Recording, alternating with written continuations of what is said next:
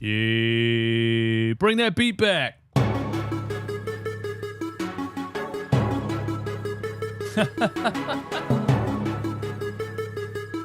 Shane speaking the truth in the chat. You might not want to hear it. It is what it is. It is what it is.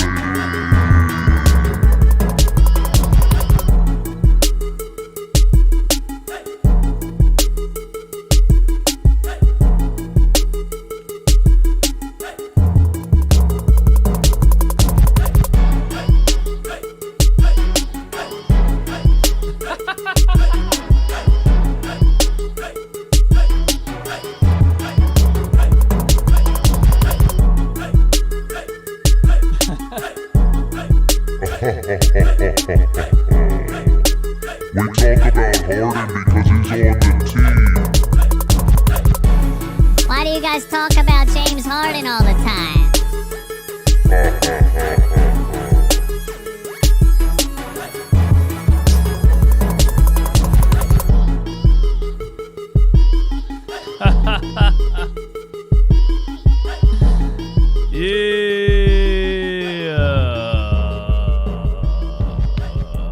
Run It Back Nation.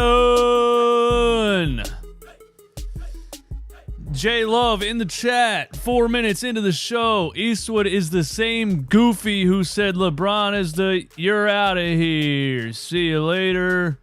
Have a nice day. Learn how to have sports conversations without calling names. Show us all that you're older than 12 years old. Yeah. Have a good one, buddy. Who clicks on a show to hang out and talk shit on the host during the intro? But listen, I've never had an intro. Speaking of intros. Anyway, yeah, here's what look. This is what's going on, man. Okay? It's the off season. The Sixers are in the Sixers need something to happen. They need something to happen this off season. Some people are not ready for objective conversation. This is going to happen all off season. If you're not ready for it, and the camera's off. This is going to happen all off season. I need you guys to know if there's people out there that are too sensitive to have these objective conversations, I don't know what to tell you. You know, people are getting angry. Why do you always talk about James Harden? Why are you guys talking about trading Joel Embiid? Why are you guys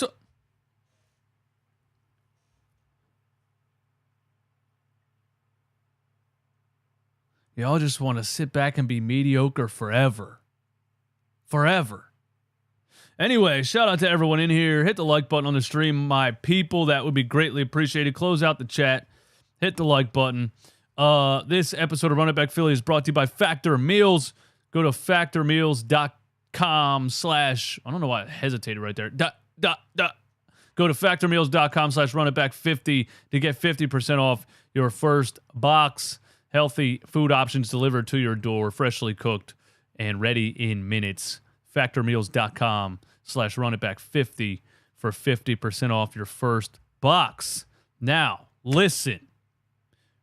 This is the Sixers. What did I call it? Sixers fan. What did I call it? What's the title of the stream? Sixers fan group therapy hotline. That's what I called it. Sixers fan group therapy hotline. That's what this show is. That's what we're going to do tonight. I got a couple of things. Nick, I did not admit to having an intro. I don't know what you guys are talking about. We're going to take calls. We're going to talk about it. When you call in, you say whatever you want.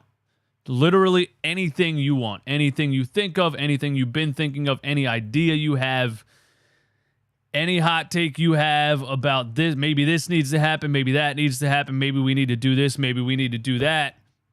Anything you want to talk about, you call the show and we talk about it. Every Friday at 7 p.m. For the entire offseason, starting right now. All right? Before we get into that, there's a couple things I want to talk about. Okay, where's my screen at? So today, we get something from Keith Pompey. All right? So there was a mailbag that he did on Philadelphia Inquirer, or he did it on Twitter, whatever it was. And I know it's just Keith Pompey, all right? So it's not like it's Woj or something. It's not like it's somebody that's, only puts out information when it's definitely correct. It's just Keith Pompey, all right? But Keith Pompey is connected. Keith Pompey is a Sixers beat reporter. So he hears things, and things can be said to him by the organization.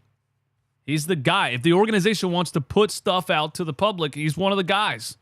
You know what I mean? So here's what he said. Somebody said, would the Philadelphia 76ers entertain trading Joel Embiid? Now, I already know they're not going to trade Joel Embiid. It's not something that's going to happen. It's something that I think they should start looking at, because you have nothing to move forward with. You have no picks. You have no cap space. You have nothing. And you're going to run it back and try again.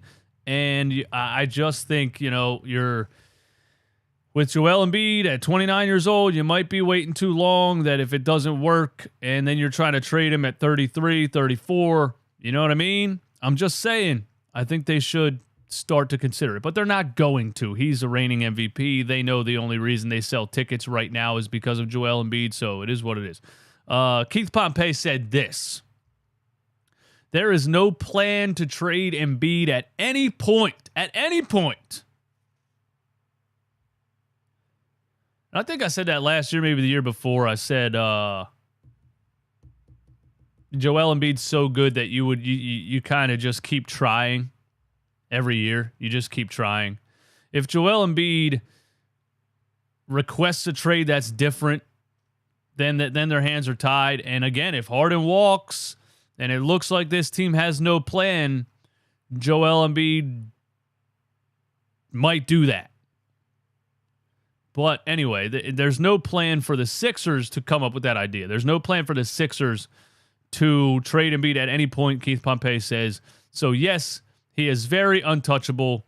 There are some who believe the Sixers should consider trading the league MVP because of his injury history and inability to get out of the second round. Truth bomb. Sorry, you don't want to hear it. Truth bomb. But it's not that simple, Keith says. Embiid is the face of the Sixers and the main reason why they've won 154 games over the past 3 seasons. They won't come close to getting equal value for the future Hall of Famer in a trade. Sure, they'll get several nice pieces and multiple first-round picks, but any trade for Embiid basically would jumpstart the process part 2.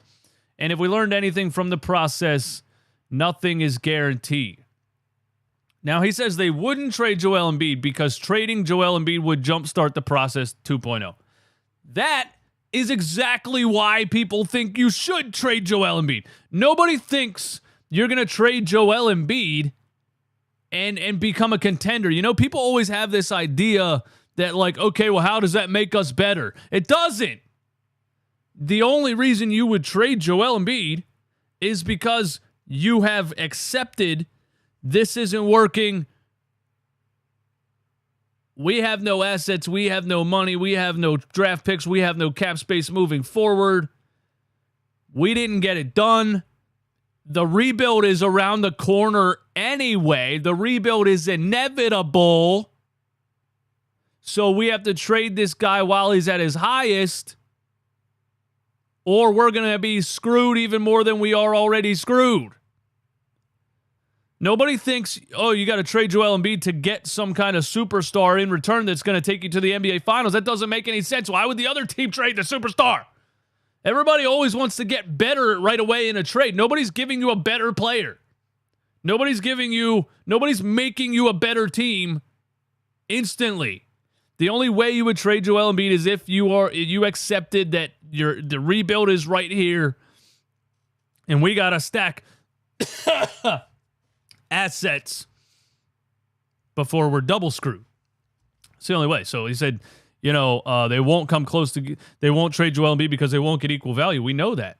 But there's some, it's not going to happen this year. I could see it happening next offseason. If the Sixers have another second round exit this upcoming season, I could see them definitely trading Joel Embiid next offseason. I do think they're going to bring back a new coach. They're going to try to bring back James Harden. I think they're going to hope that the new coach can do more with the roster than Doc Rivers did with it.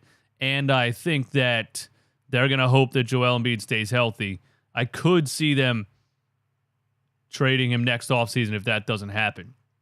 This is just the noise that's starting right now. You know what I mean? If they have another second round exit, the noise is going to get louder and louder and louder and louder and louder. That's just the facts of the matter. So speaking of Joel Embiid trades, I'm just laughing because some people get so mad because they absolutely don't even want to talk about this.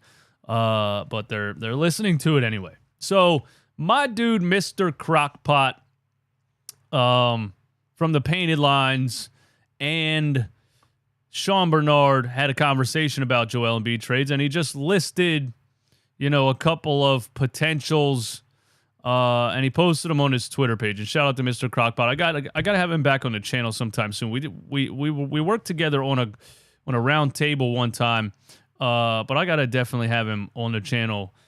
Just me and him chopping it up. So here we're just gonna go down a couple of the trade scenarios and say yes or no straight up in the chat. I'm gonna give my yes or no. You give your yes or no in the chat. That's what we're doing. We're going down literally. If the Sixers, it's not gonna happen. I need you to understand that before you start yelling at me. All right, I know it's not gonna happen this offseason. It's not gonna happen.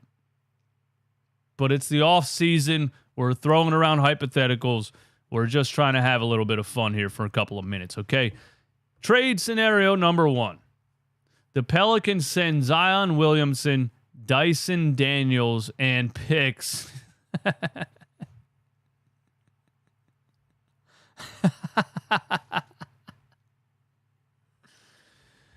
Come on, Mr. Crockpot. Come on, man.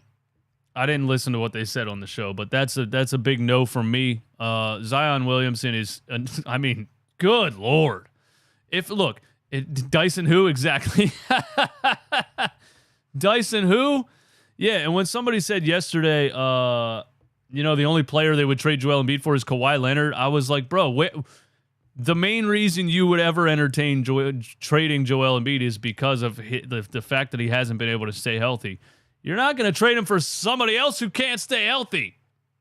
No, Zion Williamson can't. Bro, he finally got back on the court and pulled his hamstring and was out again. Then he was healthy and refused to even come back and play because he said, I can't play until I feel like Zion. I don't know what the hell that means, but that's a big NO from me. And it's just the universe colliding. The fact that Zion Williamson injured himself against the Philadelphia 76ers. Hell to the no from me on the Zion Williamson, Dyson Daniels, and picks. What do you guys think in the chat? Quinn Moss says no. Let me make my chat bigger here. My comments bigger on the screen there, man. Give you guys the shout outs, man. Dyson Daniels, who names their kid after a vacuum? Zion is a no. One fat guy for another. Wow. Zion Williamson is a younger, more injury-prone inside scorer, but without any defense at all. I agree. Superhero. You said like 4 things at once there. He's younger, more injury-prone, no defense. Yeah. Let's see. Zion Williamson is a no. Sean Williams. Boston fighting, not giving up. I hate Boston, but I like the... No, we're not talking about Boston. We're not crediting Boston. We're not shouting out Boston. Fuck Boston. Miami's taking care of business tomorrow night. Get Boston out of here. But that would be like me congratulating the Dallas Cowboys. It's never going to happen. Let's see. So, what's next? Let's see, Mr. Crockpot. Here we go. What did he post next, man? Let me see here. The next one he posted was this one. Joel Embiid trade scenario. OKC sends number 12 pick, Chet Holmgren, Jalen Williams, and picks. That's a no from me, dog. Look. And the picks, the Oklahoma City Thunder have a billion of them. All right. And there's a lot of good ones in there. But I got new. First of all, if you send Joel Embiid to OKC with SGA, Josh Giddey, Lou Dort, Jalen Williams, the other one, with Joel commanding the paint, bro, that would be a fantastic team. I would love to watch that team. I would watch that team, and I would root for that team. But yeah, not for Chet Holmgren. Dude, I remember last year before the draft, I was like, I would stay far away from Chet Holmgren, dude. He's a beanpole. He's not going to last in the NBA. The guy guarded LeBron James one time in a summer league game and broke his foot. He didn't even make it. He didn't even make it to his first NBA season. That's crazy. I'm scared of Victor Wembanyama. Honestly, he's bigger than Chet Holmgren, but I'm still nervous about him at 7'4", whatever it is. So those dudes that tall, bro, they got bad feet and bad knees. Stay away. No, I do not want Chet Holmgren, number 12, Jalen Williams, and picks, even if it's 19 first-round picks. No thanks. If you were going to trade Joel Embiid, it would have to be a young, up-and-coming stud and some pretty damn good draft picks. Mr. Crockpot with the Joel Embiid trade scenario number 3. He says the Houston Rockets. So this would be I don't know why the Rockets would be out here, because I think they're trying to sign James Harden, and if the Rockets sign James Harden and then they trade for Joel Embiid, that's kind of what we just watched in Philly 2.0, right? The Rockets send number 4, Jabari Smith Jr., Alperen Şengün, and picks. This is another no from me. Not good enough young players in the trade. The Rockets probably have some good picks. I think they're going to throw the bag at James Harden. I really do. If you didn't see my conversation with Brad No, Rockets podcaster last night, go check that out. He really thinks they're going to throw the bag at James Harden. I really think they are too. But I'm not interested in this trade either. I don't think... Yeah, no, I'm out on this one. That's not good enough. And like Alperen Şengün, I like him, but we already have George Niang. He's legitimately George Niang with more skill. taller George Niang with more skill. I like Şengün. I really like him, but I'm out on this one. This is the one that I think I like, guys. Call me crazy. This is the one that I think I like. Now, look, and this is the one that I think... If Joel were to request a trade, or the Sixers and, wanted to get it done, and they're not going to do it. They're going to run it back. They're going to try again. But this is the one that I think I would go for, man. Because, first of all, Anthony Simons is a bucket. And what is he, 21? Anthony Simons dropped 35 points on the Sixers. It might have been 40. I don't remember off the top of my head. Anthony Simons dropped a 35 bomb on us when he was 19 years old. That kid is such a bucket. They would send the number 3 pick, and the Blazers already basically made it public knowledge that they want to trade the number 3 pick to bring help for Damian Lillard. That bringing Joel Embiid into Portland would make Damian Lillard happy. That would make the Portland Trailblazers a contender, because you got an MVP level scoring center who can just, at least in the regular season, dominate everybody that steps in front of him. We have yet to see it happen in the playoffs. And then, look, if James Harden walks and Joel asks out, I could see this being a trade that goes down, honestly. Because you would be saying, hey, we're screwed. At least we have Tyrese Maxey. We don't have any assets. Let's move forward, do what we can to build around Tyrese. And you'd be giving Tyrese Maxey a backcourt partner in Anthony Simons, drafting maybe Scoot Henderson at number 3. And then the process 2.0 would begin. And, I don't hate that one. But again, I don't really think any of these are going to happen, so it doesn't really matter that much anyway. One more quick nugget before we start taking calls, man. Tyrese Maxey next season, there's every reason to believe that Tyrese Maxey is going to take another step forward next season. His rookie season, he shot 29% from 3. The very next season, he became a 42% three-point shooter and was leading the league in three-point percentage for a long time and just improved immensely. His third season last year, I had a prediction before the season that Tyrese Maxey would outscore James Harden on the season. And I still think, and by the way, he was 1 point off. He averaged 1 point per game less than James Harden, on higher efficiency on 2-point field goals, higher efficiency on three-point field goals, and less field goal attempts per game. Don't forget that, okay? And Tyrese Maxey was playing in a system that literally did not have a plan for him at all. It was the Joel Embiid, James Harden game, two-man game over and over and over again, and then the ball would swing to Tyrese, and he had to just try to figure it out on the fly. No game plan whatsoever, no pin down screen, no double screen around the top, no plays ran for him at all. And he came out here in his third season at 21 years old and averaged 20 points per game in the NBA on that. And now look at this. Tyrese Maxey without James Harden in 2022-23. He averaged 25 points per game, 5.4 assists per game, 3.3 assist to turnover ratio, 43.2% from three, and a plus 70. We Sixers fans, no matter what happens this offseason, we know one guy that's 100% untouchable, and it's Tyrese Maxey.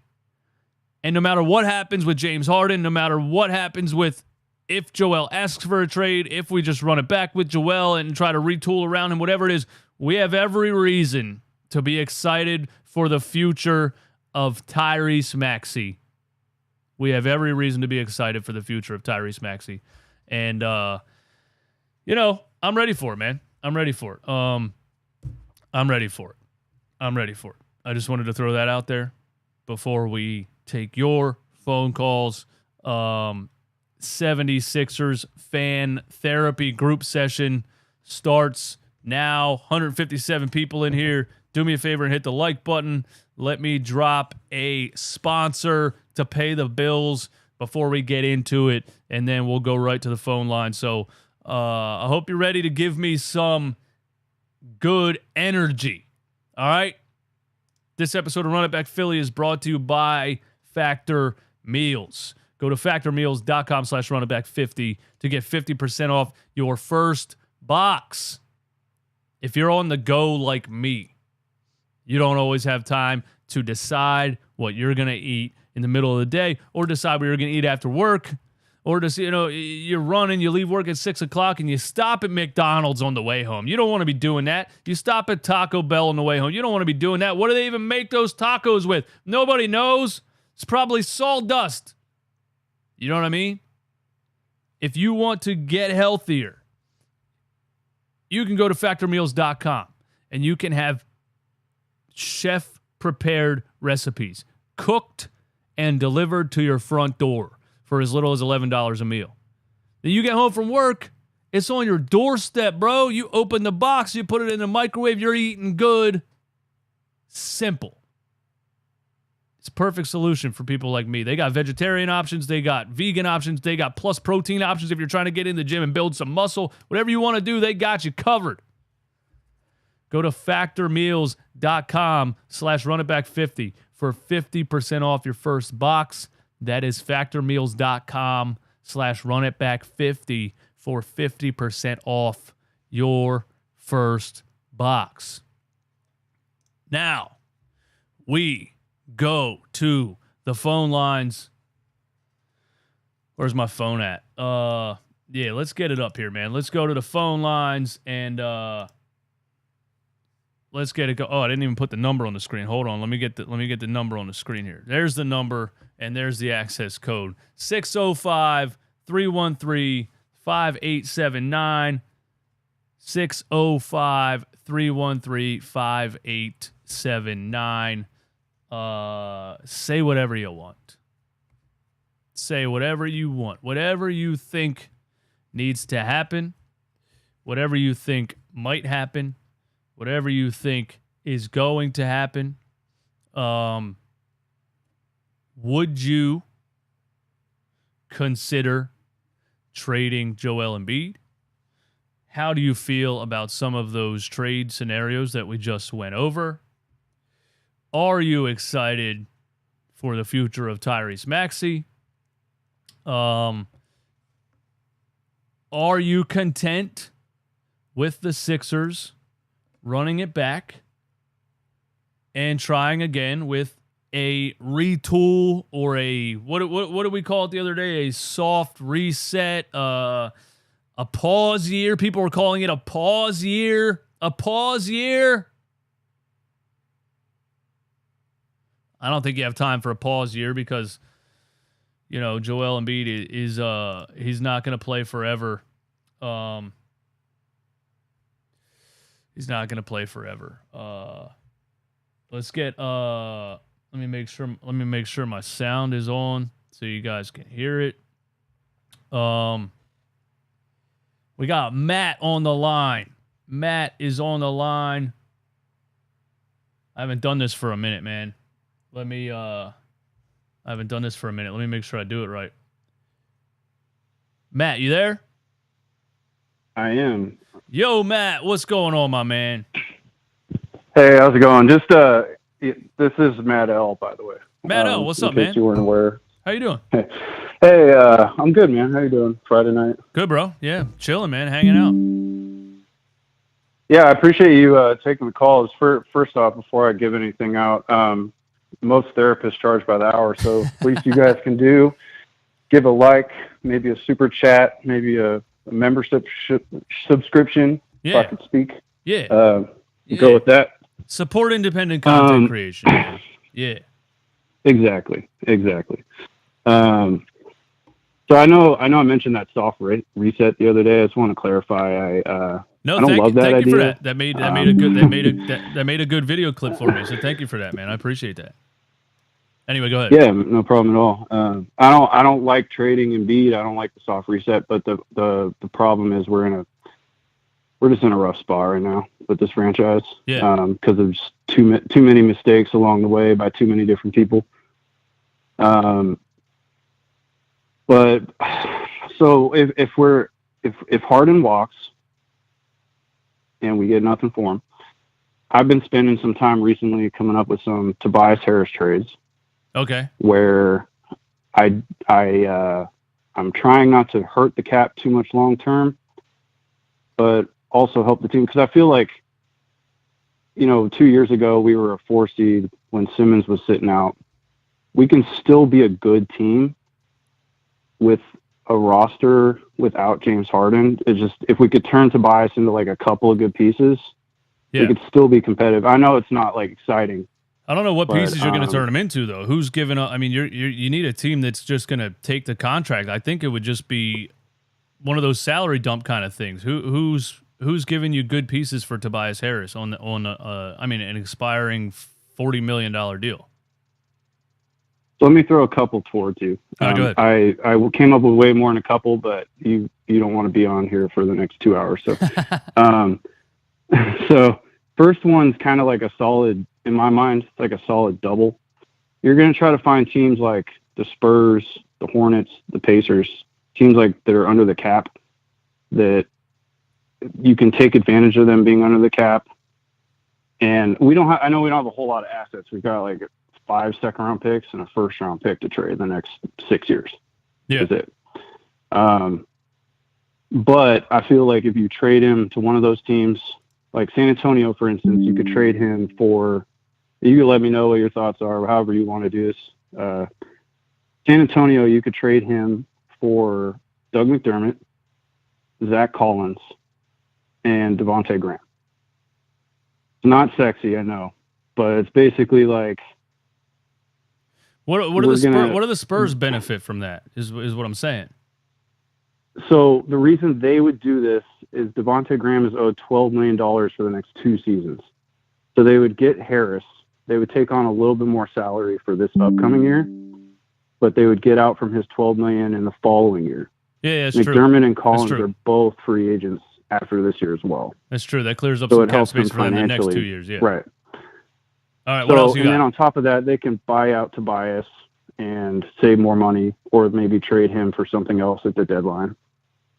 So that's a kind of trade like that. You had another one?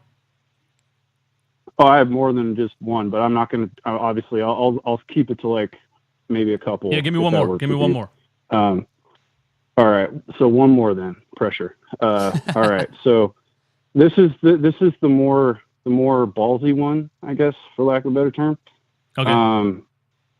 Chicago, DeMar DeRozan's in the final year of his deal.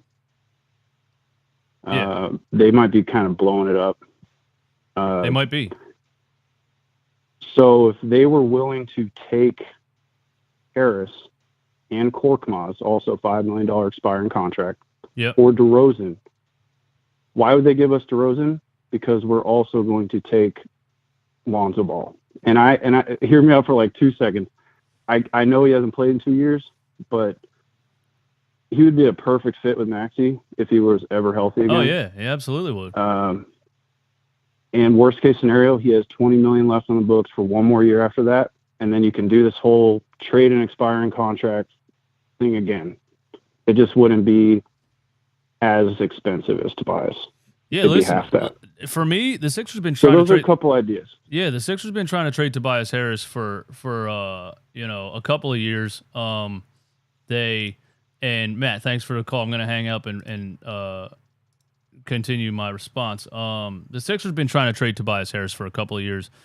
I always said if they can get anybody to take that contract, people were always like, hey, what are you going to get back for Tobias? Are you going to get a player that can do what he does? And I was always like, what does he do? I can get a player out of second round of any draft that he does, let alone pay $40 million for him. So I always said, if there's a team that's willing to take that contract, go ahead and do it. So if you're telling me you believe there's a situation where teams are going to give you players and take the contract, then yeah, I'm all in. I'm all in on the Spurs one.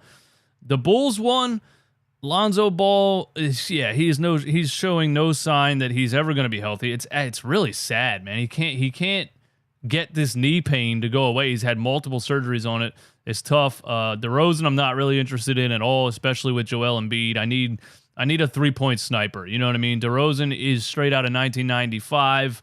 The 2-point assassin, the mid-range assassin, all this garbage. Nobody cares, bro. It doesn't work. It's 2023. I need you to take three steps back. DeRozan. How's DeRozan been such a good mid-range shooter his whole career and never took 3 steps back? Just back up a little bit.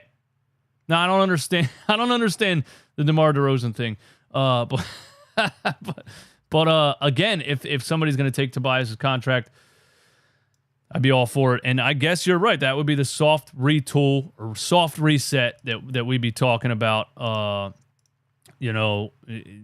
then try again. They're gonna have to, if they're gonna run this back and try again, they're gonna have to do something. So that's something. Carlos, thanks for the super chat. Eastwood, salute. If you were GM, what are we doing realistically to get this team over the hump? Rebuilding is ridiculous. We have to retool somehow. There's nothing they can do. I've already, unfortunately, I've already said my thoughts on that.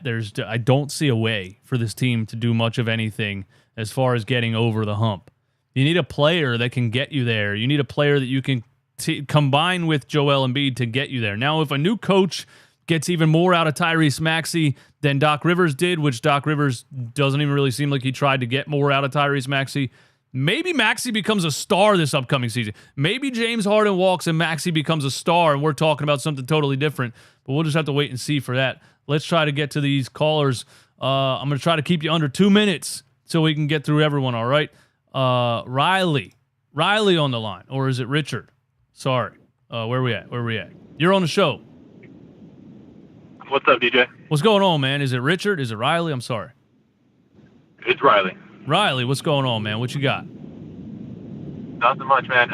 So I've been on hold for the last couple minutes. Pardon me if I'm being like a little redundant, but all good, man. The way I see it, Terrell really only has 3 routes open to him. You have what's like a retread, which is realistically you're going to get like a dude for $5 million or something like that. No one's going to make a significant impact this year.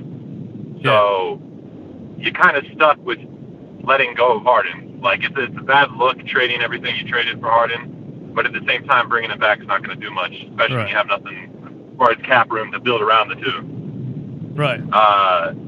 It kind of sucks that our only playmaker is Harden. We don't have even like a veteran point guard off the bench, so getting rid of Harden's also kind of a non-option at this point because we don't have anyone to take, the ball handling duties off of Maxey. He's a shoot first guy. That's what he is. I don't think he's going to be, like Damian Lillard at any point in time soon. But yeah, the third route's really just trade Embiid.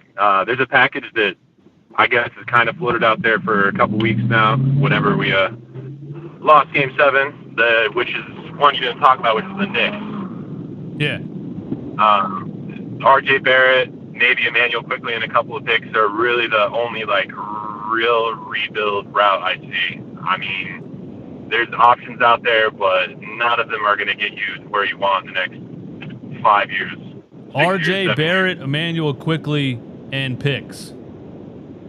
And that's the only one that I see at the moment that would get you anywhere anytime soon, because they just went to the playoffs. Basically, I know they weren't the biggest part of them getting into the playoffs. Jalen Brunson was definitely a big part of that.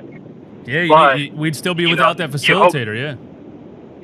You hope Maxey eventually develops into a Jalen Brunson kind of guy. Shoot birds, score a bunch of points, and then kind of carry the team around. A couple of wings that can get to the bucket every once in a while, as opposed to the people that, I don't know if you keep saying it, but says Harden looks like he's running through quicksand. Yeah, he does. Yeah. Really, at that point, we're kind of stuck with a bunch of slow 30-year-olds that can't really do much, and no amount of retread that we could do in one off season is really going to help us get over a hump, even with the new coach. Doc Rivers wasn't the greatest coach. He made a couple of adjustments this postseason that I was actually surprised with. But in the end, Game 6, Game 7, he was back to the same old self. So I agree, man. I don't really see us going forward. I know it's a downer call. I'd say we got 3 routes. You let go of Harden. You bring back Harden. What are you going to do? Probably stay in the same spot for next year unless, like a Nick Nurse type guy gets something else out of, Paul Reed or one of these guys that's just sitting on our bench. Yeah. Realistically, I'd say the best path forward for the Sixers right now is probably trade Embiid. It sucks to hear, but if we don't trade him right now while he's, somewhat at value, obviously he just had an MVP season. Yeah, they're not going to do it. I just don't want to end up in like a Boogie Cousins situation where the dude hurts his knee and then is half of himself or something like that in 2 years. He's going to be, I don't think he's going to play till he's 35. But, hey, Riley, thanks for the call, man. Are you riding a motorcycle right now? No, I'm in a muscle car. Sorry about the background noise, man. First time call. It's all good, man. Thanks for calling in, man. I appreciate it. Take it easy. All right. You have a good one.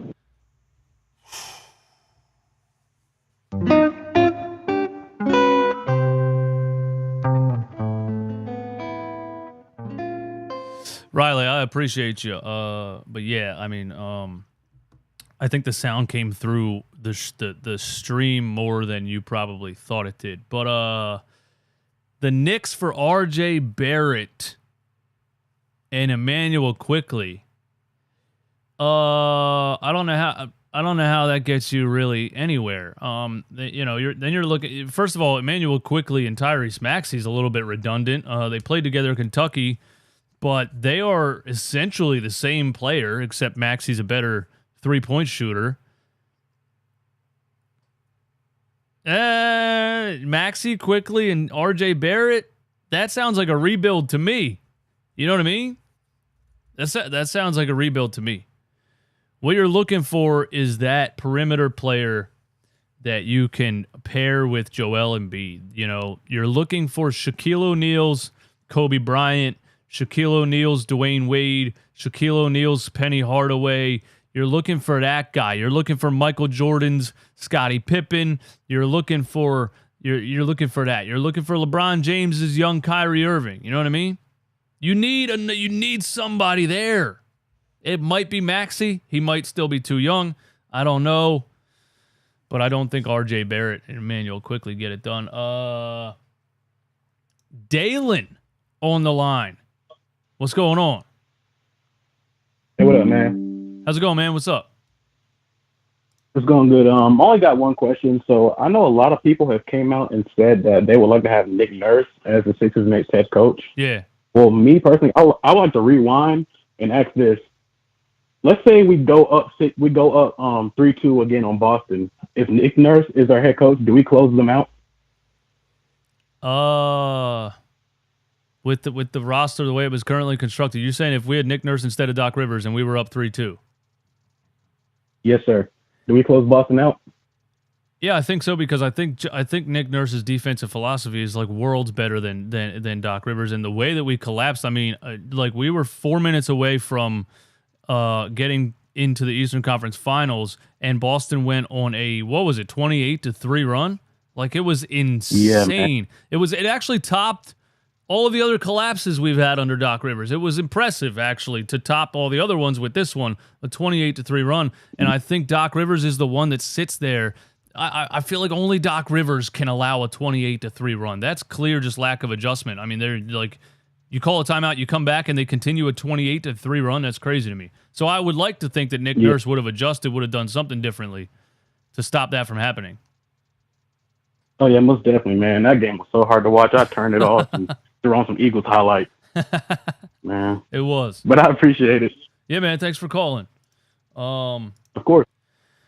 Yeah, Doc Rivers' lack of adjustment it was insane. And it was, for a long time. And it's wild because even me, at the end of this season, I was like, hey, look, I like what Doc did in the month of March. I like what Doc did in the first round of the playoffs.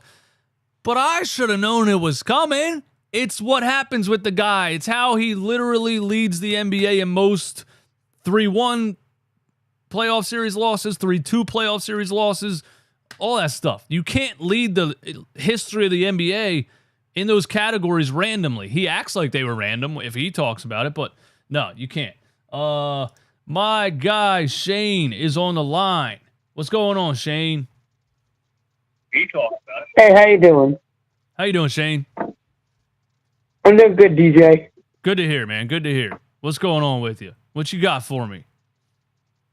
I'm tired of people acting like Glenn did his job. He only did his job for a certain amount of games. You don't think Glenn did his job? No, he just was covered up by. He was covered up. His decision making got thrown out by Boston. Joe Mazzulla made one adjustment, and you saw what happened. It was over. Yeah. So, Shane, are you excited about a new coach coming in here? Yeah, I'm very advocate for Nick Nurse because I tried explaining to Sixers fans. Imagine how good Joel Embiid can be if you don't trade him. With Nick Nurse on defense, oh my God, that defense is going to be really good because he's a defensive-minded X's and O's type of guy. Yeah, Nick Nurse you're talking about. Yes. Yeah. So do you think Nick Nurse would choose the Sixers? Because again, I think he has the Bucks. I think he has the Phoenix Suns to choose from. You know what I mean? I think he interviewed with everybody. Do you have hope that Nick Nurse would choose to coach the Sixers out of those three? I think he does, and this is my reason, because if you look at the Bucks, sure, you can coach Giannis. Sure, you can coach KD. But do you want to coach KD and Devin Booker? Do you want to coach a Giannis? You can come here and try and coach Joel Embiid, a guy who you told you to stop bitching. He told you to stop complaining about calls because he knows that he doesn't like it. But Nick Nurse is the perfect coach for the team. He would complain every time the Sixers get a foul because it wouldn't be a defensive foul. I love Nick Nurse. Yeah. This guy should come to Philly. He's Philly. I think you brought up a good point, Shane, about Nick Nurse. I don't know if he cares for Joel Embiid so much. And then on top of that, if James Harden re-signs here, I don't know if Nick Nurse wants anything to do with Joel Embiid and James Harden together. But, I hope you're right. I hope you're right about that. Another thing I do have to say is that you need to go out and get Chris Middleton. You need to sign Fred VanVleet. You need to go get guys who can contribute. You don't need big, flashy guys. Right. And you need to find guys in the draft, not at the top of the draft. Chris Middleton would be huge. You can find undrafted talent, and they could be really good. Look at Miami. Half their roster is depleted of undrafted free agents. And almost in the NBA Finals. They're one game away. I think you need Eric Spoelstra to make that happen. I don't think any coach maybe in the history of the game can make that happen. Yeah, I can agree, but still, go get Chris Middleton, go get Fred VanVleet, and you're doing pretty well. Chris Middleton and Fred VanVleet, 2 free agent signings. I like that, but Harden would have to walk, and you would have to get rid of Tobias Harris, right? Yeah. I saw somebody say trade Tobias Harris for LeBron James. That ain't going to happen. The Lakers ain't going to trade him. Chris Middleton and Fred VanVleet. That's dumb. Chris Middleton and Fred VanVleet. That's not a bad a bad retool right there. I might have to look more into that as far as the Sixers' possible retool type of thing. I don't know if Chris Middleton is interested in leaving Milwaukee. I think maybe he, is probably just opted out or whatever to re-sign there. But I would love Chris Middleton next to Joel Embiid. I agree with you, Shane. And what you can do is say you want to get, say you sign Middleton. You sign Middleton, you want to do, and the Bucks want to do a sign trade. You could trade Tobias Harris, maybe a second round pick. I know we don't want to trade picks, but like you got to kind of use what you can kind of use as leverage points, and you only have the first tradable first round pick that I know that we have is 2029. Because Daryl Moore is an idiot and traded for James Harden, who I never wanted. I'm sure mad that he passed up on De'Aaron Fox, maybe Tyrese Halliburton, Buddy Hield, couple first-round picks, and then in exchange, he would have gave up Ben Simmons, Tobias Harris, Matisse Thybulle, and a couple second-round picks, if my memory serves me right. Yeah, it would have been nice, man. It would have been in hindsight, we just, we didn't know James Harden was going to crash and burn in the playoffs like he did in 2 years in a row. But yeah, man, I like that retool idea. I do. I like that retool idea. I don't know if Milwaukee, I think you're going to have to wait and see who the coach is for the Milwaukee Bucks to see if Chris Middleton wants to sign somewhere else or not. But I mean, we would have room for a max contract, and I think I'd rather overpay a Chris Middleton than overpay a James Harden. You want me to be honest about my thoughts on James Harden? I always knew what James Harden was. I knew this was happening. I always knew this because I look back at it and I'm like, well, he never won a ring in Houston. He didn't win it in OKC, but he was coming off the bench. But it was his team in Houston. They were up 3-2 on the Warriors. They were one game away from the NBA Finals, and his team choked. Yep. Imagine James Harden being known as a choker. That's all he's been known as. He gets series leads, and then he chokes it, and he runs out of gas in the playoffs crazy. He's old and lost. Yeah. That's been his whole career in Houston. Yeah, and the NBA's rule change, when they stopped giving him those lean-in, hook-the-arm foul calls, his game went away completely. It really did. I mean, he's still an amazing facilitator. He's still one of the best passers I've ever seen. He's still a good player. He's not a superstar player, and he might have only been a superstar player because you couldn't even get near him. There was guys guarding him with their hands behind their back because they didn't know what to do. Anytime they would try to play defense on this guy, he would lean in and hook their arm and get a foul call. He was shooting 20 free throws in games. So once that rule changed, man, a lot of things changed for James Harden. I really think that. Yeah, and DJ, another thing is you got to stick to fundamentals. And what I hate about James Harden is he doesn't do what I like to do personally whenever I play the game. He just blocks for calls. Well, you know what I do? I run in the paint and I try to draw a defensive foul. I go in there and attack the glass. You attack the glass. That is fundamentals. You attack the glass, force the defense to foul you, and send it to the free throw line. James just flops. He does, man. He does. You already know I'm not interested in bringing James back. I hope Houston offers him a max contract. I hope he takes it. I'm over it. Give Maxey the max. Let Harden walk. That's what I think. I hate the idea of giving him a max. For what? For him to come back and be 30? Like, we're going to extend him what? So he's almost 40? No, thank you. I'm good. Can't happen. All right, Shane, you got anything else for me, man? I got to get to a couple other callers. I love when you call the show. What else you got? Buy the merch. Buy the merch. His merch is awesome. Buy his merch. Buy the merch, man. Runitbackphillyshop.com. Hit the like button to push it to the content out. Yeah, do that too, man. Listen to Shane. Everybody, you listen to Shane. That's what you do. All right, Shane, man. Have a good night. See ya. What a guy, man. I'm like, you know what, man? We might need entire episodes of just me and Shane, man. That might be a thing that we need. Sam, would you trade Embiid for Brown and Williams? Would I trade Joel Embiid for Jaylen Brown and Grant Williams or Robert Williams? Either way, yes. Would the Celtics if the Celtics don't get to the finals this season, or don't win a championship this season, and Jaylen Brown wants to leave, the Boston Celtics, if the Boston Celtics wanted to do that, I guess I would say yes, because Maxey, Jaylen Brown, I don't know, man. I don't know my assessment of Jaylen Brown. I would have to see him on a different team without Jason Tatum hogging the ball to really know what I think about Jaylen Brown, man. I don't know, man. I don't know. And that's another max contract you're taking on. Zach Winters, thanks for Super Chat. At least we have the Birds to look forward to. Facts on that. All right. We got Eyeless on the line. Did I say that right? It's Isles Moss. It's what? Isles Moss. Isles? Isles. I-L-E-S. Isles, man. What's up, Isles? How's it going? So, yeah. The only thing I could say is you can't rebuild. So, the thing I would say you would have to do is first get Frank Vogel. The reason why is... Ooh, that's not a popular one. That's not a popular one. They're not going to like that. You're not going to get any trades. You're not going to get any trades whatsoever. So what you're going to have to do is just play with what you have. So you're going to have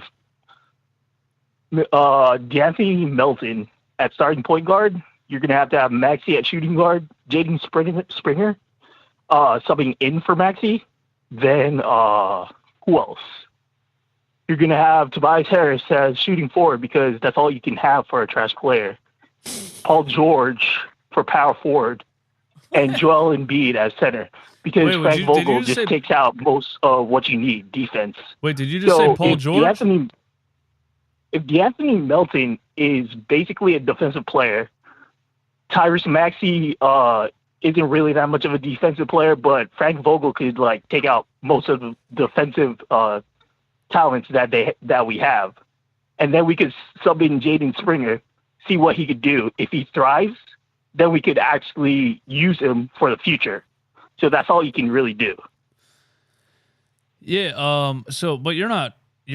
So I think what you have to decide is, can you compete for a championship next season? And if you can't, do you consider a rebuild?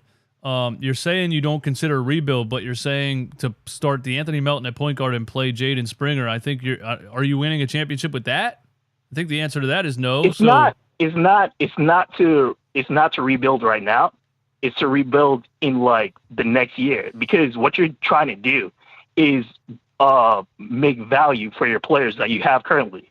So if you play them, if you make them do what they are supposed to do defensively and correctly, then their price value will go up, wouldn't they? Isn't that logically what would happen? Yeah, I mean, I think Jaden Springer should get playing time no matter what, and I think a coach should be playing guys that have some kind of value that can help your team no matter what. Did you say Paul George? Not Paul George. I mean Paul Reed. I'm sorry. No, yeah, Paul okay. Reed. Paul Reed would have to play as power forward. I thought we skipped he over would have a to whole. play as power forward, and then you would have to I'm sorry. I thought we skipped over a whole trade scenario or something. I was like, wait. I missed how we got Paul George. No, Paul. Yeah, that's my fault. No, Paul Reed. Okay, but, yeah, you'd have to have Paul Reed at power forward. I know that we're dying on the center backup, but you'd have to have him as power forward to make up for Joel Embiid's lack of aggression and getting the rebounds. So you would have to put him in the starting power forward position if you want Frank Vogel to play, to be coach. Look, Isles, I think you're saying a couple things that I like. I think you should try Paul Reed and Joel Embiid on the floor together. I agree with you on that. But I think that season of Maxey, Springer, that's a pause year, is what you're saying. So that's not a full rebuild. Yeah, it's a pause year. That's the only thing that I could see that's possible. That might be the only thing. I don't know about starting D'Anthony Melton at point guard. I don't think he's a really good point guard. I think he's a good bench guy, a good two-way player. I don't think he gives you facilitating that you would need. I would rather see a free agent signing or something like that at point guard. But I agree with a lot of things. That's a fair point. But the only way saying why I say that is because Frank Vogel is defensive minded, and D'Anthony Melton is a lockdown defender. So he's going to probably put him in the starting season.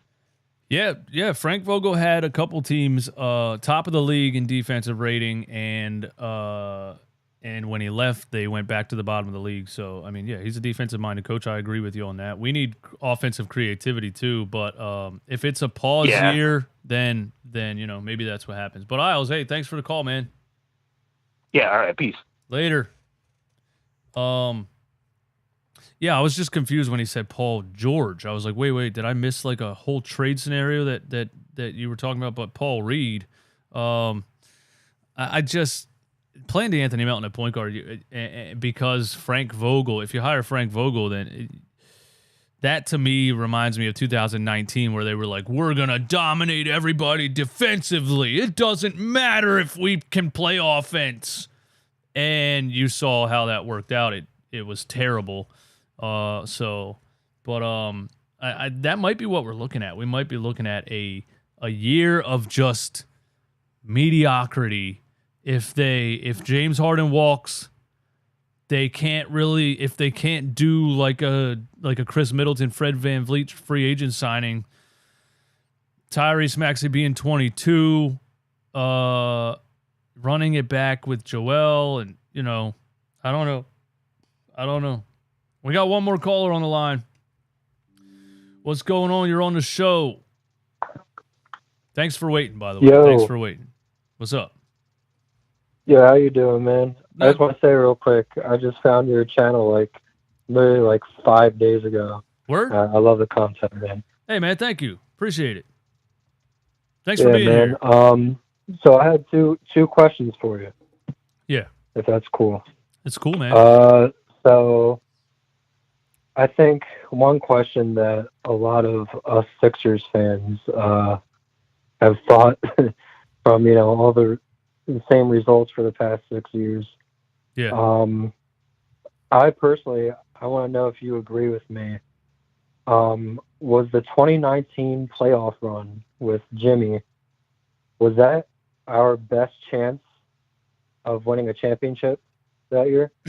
I personally I wasn't sold on that team because I still didn't think they had a real point guard. And it came out in Game 7. It came out in that Toronto Raptors series. They had enough talent to force that series to 7. I think the real reason we lost that Game 7 is because we were, at the end of the day, in crunch time, we were running J.J. Redick dribble handoffs with Joel Embiid 40 feet from the basket, turnovers here, turnovers there. The last final 2 possessions for the Sixers, besides the Jimmy Butler steal to tie it, was a turnover by J.J. Redick and then a shot clock violation by J.J. Redick. So I don't think they had the point guard that they really needed, but I think Joel Embiid and Jimmy Butler together were good enough to get them there. I don't know if that wins them a championship, but you might be right that was their best chance of winning one. I think their best chance of winning one was then trading Ben Simmons, keeping Joel Embiid and Jimmy Butler together, bringing in a facilitating point guard, and I really think that's a championship roster, but it didn't happen. But yeah, I think 2019 was the closest they've come. Obviously, they were one shot away. But I just, that team was still frustrating to watch because Ben Simmons was the point guard. And as long as he was the point guard, it was always going to be frustrating to watch, honestly. Yeah, man, I agree a lot with what you said. The second question I had was, and I've heard you talk a little bit about it so far since our season ended.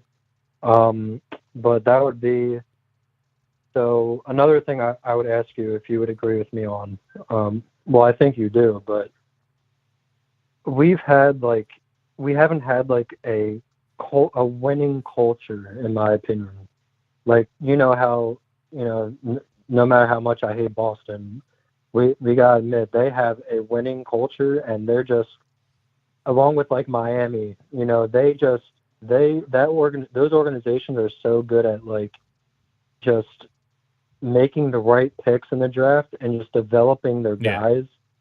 Yeah. And we've just been so bad at that as a franchise. So what I want to ask you is, how do we change this franchise into an actual culture that will give all of us hope and we can actually win, Yeah, I think it starts with the GM. The Sixers have had just disastrous GM after disastrous GM. And then they land on Daryl Morey, who, coming from Brett Brown, interim GM, or Elton Brand, or the owners being in control of the situation, and they have no clue what they're doing. That's the thing, too. There's rumors that the ownership group was making decisions or, telling Brett Brown and these guys what they thought they should be doing, which is just crazy because when you look at a guy like Derek White or a guy like Malcolm Brogdon, an NBA owner does not know that that player is a great piece to have in between these players. And you know what I mean? You need a GM that really knows what's going on around the league to be able to get guys like that in the rotation. So they finally take a step back. They hire Daryl Morey. But when you look at Daryl Morey's history, I said it before, what has he really done besides trade for James Harden, bring him to Houston and get D'Antoni and run a whole James Harden system? And then he tried, Chris Paul next to him. He tried Russell Westbrook next to him. I still feel like Daryl Morey is too obsessed with big names than building a really strong, deep roster. And then he goes in and trades for James Harden in Philly. I don't have much faith in Daryl Morey right now either. But, I think what it takes to build that culture is for the owners to hire people that know what they're doing. And it seems like we've just run into a bunch of big egos that make bad decisions because I think at the end of the day, some people get to a certain level and really don't know what they're doing at all. And then they're given the keys and they throw the assets away. Maybe Daryl Morey, he seems like he's done better than at least what was happening before him. So this upcoming season, he is the one that drafted Isaiah Joe. He's the one that drafted Paul Reed. He is the one that drafted Charles Bassey. I thought those were all three good draft picks that weren't used by Doc Rivers. He drafted Tyrese Maxey. That was a absolute diamond in the rough from that draft. So, Daryl Morey without Doc Rivers, we haven't seen Daryl Morey in Philly without Doc Rivers, and it seemed like there was some tension there of drafting players and then Doc not using the players. Maybe this will look better with Doc Rivers out of here and a coach that will actually use the guys that Daryl wants him to use. But I think the culture thing starts with management, and the Sixers haven't had good management forever. I mean, the 2001 Sixers team, Billy King was one of the worst. They just had bad management forever, and that's what it is. They got to get good management somehow, or they need the current owners to finally sell the team, which could very well happen if they continue to, plateau. But yeah, that's my, I guess, long-winded answer of your question. Yeah, man, that's you actually brought up a pretty good point. Because I did watch your video where you look through all the draft picks that we had, and it's like although we didn't draft well, overall, there have still been players that we've drafted, like you said, Isaiah Joe. I really liked Bassey. Yeah. Dude, and we never got to see them on the court, Right. And maybe you might be right with a different coach. I honestly don't really trust Morey that much. But maybe we could make something, make a change and actually see those guys develop, which would be pretty cool. Yeah, man, we have to hope for that, I guess. But, yeah, man. But hey, thanks for calling, man. Give me your what's your first name, man? My teams and what's your first name? I'll put it in here so when you call, I can see it. What's your first name? Zach. Zach. All right, Zach. Hey, thanks for calling, man. I appreciate it. Yes, sir. Thank you. Later, Zach. Yeah. All right, I'm going to get up out of here. Before I do, Mr. Rudy, as always, supporting the channel, supporting the movement, supporting me as an independent content creator. I appreciate it every single time. Just have Joel Embiid run point guard since he said he was going to work on his dribbling and his post game. I hate this team so much. Yeah, I mean, we're going to see, man. We're going to see. I don't think we're going to see a lot of things happen until July 6th which is when, which is when players can sign free agent deals. That's really when you're going to see stuff start to go down. So July is going to be a fun month. June is going to be mostly, I think, draft talk and potential trade talks. I think you'll start hearing some rumblings come out about Tobias Harris trades. You'll start to hear some things come out about, things like that. So, but through June and July, man, I'm going to keep the content coming. We're going to be talking a lot about Tyrese Maxey and, what we can expect from him this upcoming season. I'm going to have guests on the show we're going to do, the schedule is going to be lunchtime lives, Monday, Tuesday, Wednesday at 12 p.m. Thursday nights, we're going to have a different guest every Thursday night. Next week, I have Liberty Ballers writer coming in here to chop it up with me and talk Sixers. And every Friday at 7, we're going to do the Sixers Fan Therapy Hotline right here where you call the show and you say what you want. Thanks to everyone that called the show. Thanks to everyone that tuned in and listened and watched and participated. Thanks to everyone that super chatted and supported the brand. And don't forget factormeals.com/runitback50 to get 50% off your first box at Factor Meals. Freshly cooked meals delivered to your front door for as little as $11 a meal. Factormeals.com/runitback50 to get 50% off your first box. You guys are the best. Thanks for tuning in. Enjoy your Friday. Have a good weekend. Have a good Memorial Day. All that stuff. Actually, I probably won't be doing a show on Monday because it's Memorial Day. But Tuesday, lunchtime live, we will be back. We out of here, man. Peace.